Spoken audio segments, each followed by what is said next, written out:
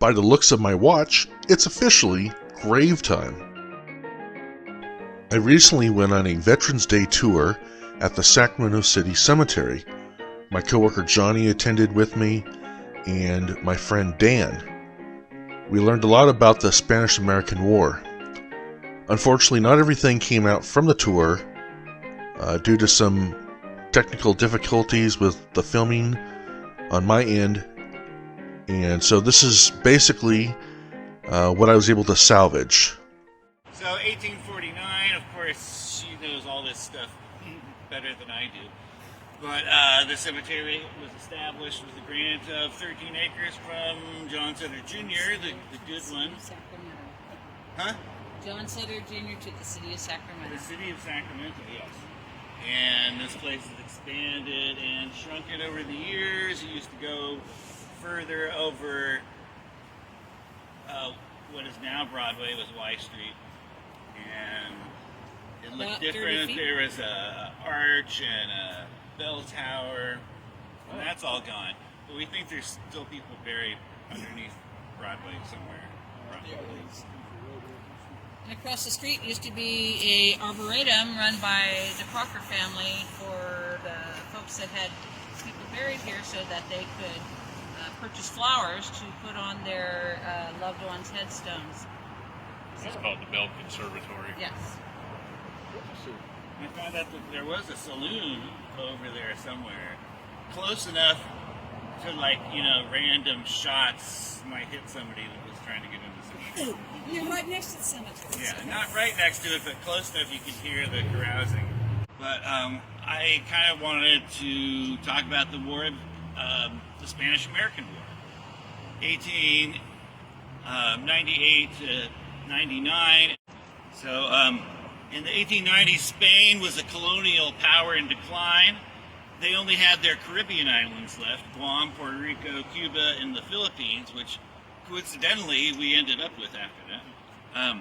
There had been recent liberation movements put down in Cuba by Spain, and there had been some promised reform that largely failed to materialize, although they did outlaw slavery in 1886. But the Spanish reaction was seen as draconian, the way they put down the rebels. There was a General Weisel who was known as El Carnicerio, the butcher. He was demonized by the American press for his treatment of the rebels, which included putting them in unsanitary and underfed concentration camps where many died. And the theory was to take support away from the rebels. The U.S. was still a new country that was still settling these lands here. After the Louisiana Purchase, the idea of becoming an empire was still abhorrent to many Americans, as it had been only a few decades since the end of the Civil War. Towards the end of the century, and there is this idea of isolationism versus kind of good neighbor. We need to support our neighbors, but we don't want to get involved in that European imperial stuff. But one of the things that Americans could agree on was that European oppression was bad, and they saw the way the Spanish treated Cuba and their few remaining territories as being an example of everything that was wrong with European rule. The Cubans were being taxed without representation as the Americans had been.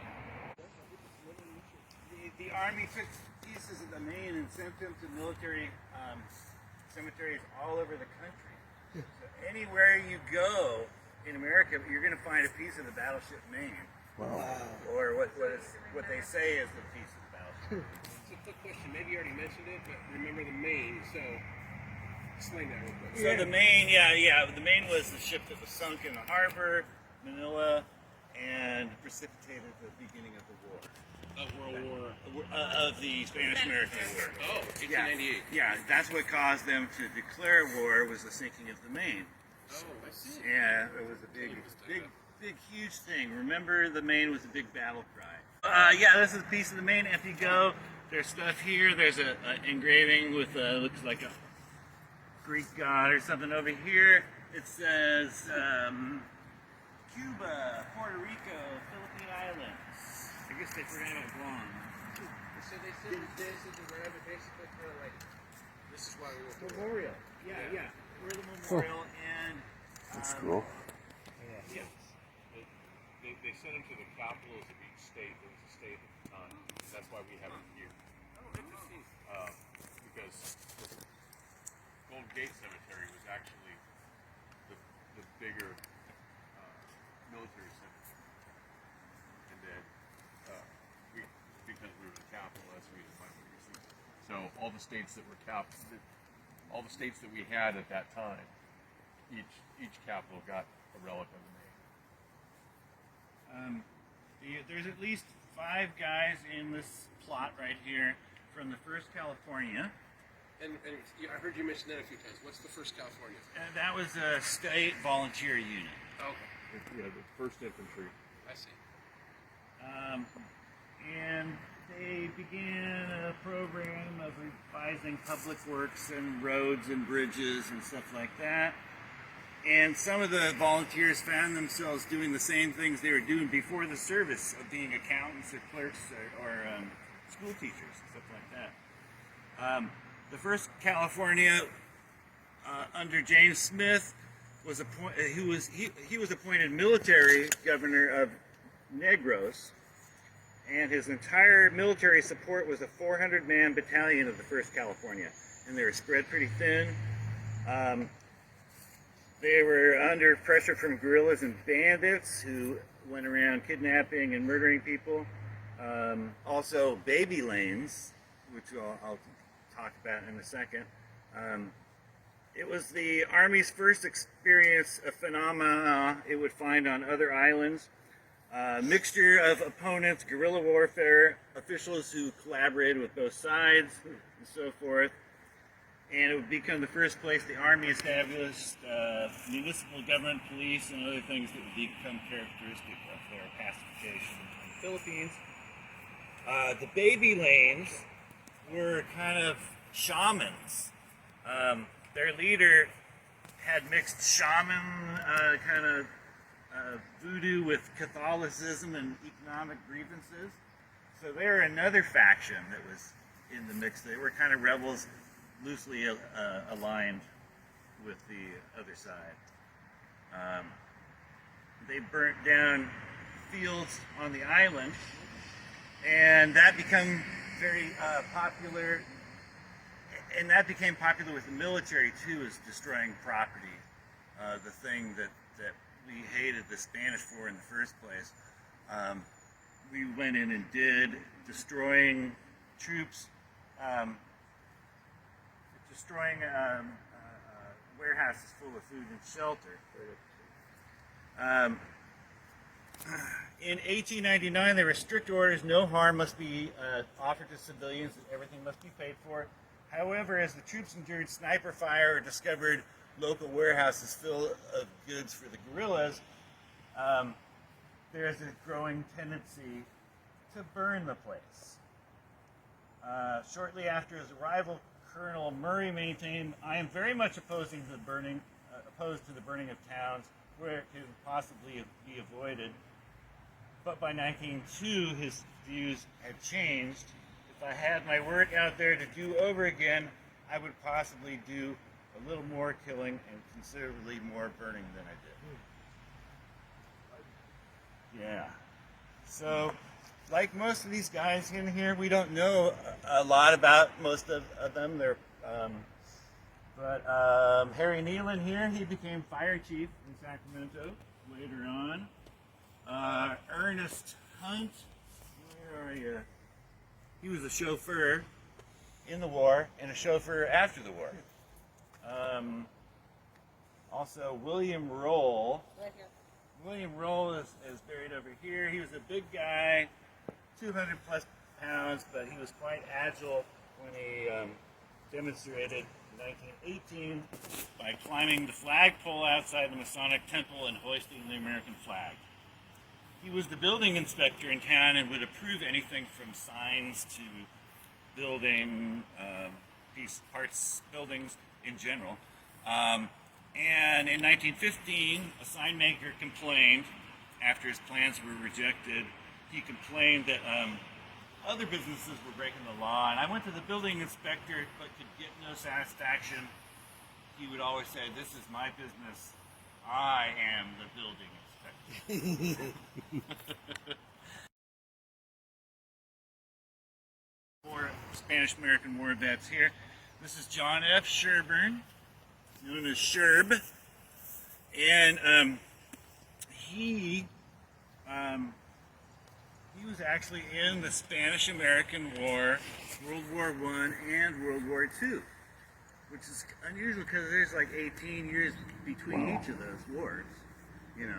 So most time, if somebody was 20 years old in the Spanish-American War, they probably weren't in World War I unless they're officers, you know, or maybe a cook or something like that. You know, so, and same with World War I and II, because there's about 19 years between those two. So, he's a little unusual. His father was a Major Sherburne. He went in to the Spanish-American War and quickly became a lieutenant, lieutenant. And he had some trouble in the camp with another guy who wanted the same office as him, and they had repeated run-ins in fights when they were over in the Philippines, or I think Sherburne was in, not in the Philippines, he was in Cuba. Anyway, so he came back because the Spanish-American War, the Cuban part only lasted like 6 or 8 months. He came back to town, got a job in the railroad shops, and so did the guy that he hated. And he got a job in the tool and die section, and so did the guy he hated. They ended up working right next to each other just a few months after they had been in war at each other's throats. There were repeated fights and words spoken, and they worked right next to each other, and there's a little rack there that had a piece of die that you could pick up and fit in your hand. It probably weighed like 10, 15 pounds. And so one day they were working, the one guy said something to Sherburne, and he walked over to him and punched the guy twice. The guy fell down and cracked his skull was cracked. Now, there was an inquest and to see if there was going to be a trial, and they they said, well, he did walk right by that rack where those heavy pieces were. He could have easily grabbed it and it hit the guy twice and cracked his skull. But they said, well, no, he fell down and cracked his skull. Did I mention the guy's father was Major Sherburne? Yes. Okay. So it was declared, not on purpose. It was regrettable accident, and so Sherburne got off on that and went into World War I and World War II, and he wrote a letter to the Bee in World War I. He was a colonel. He was a major in World War I and a colonel in World War II.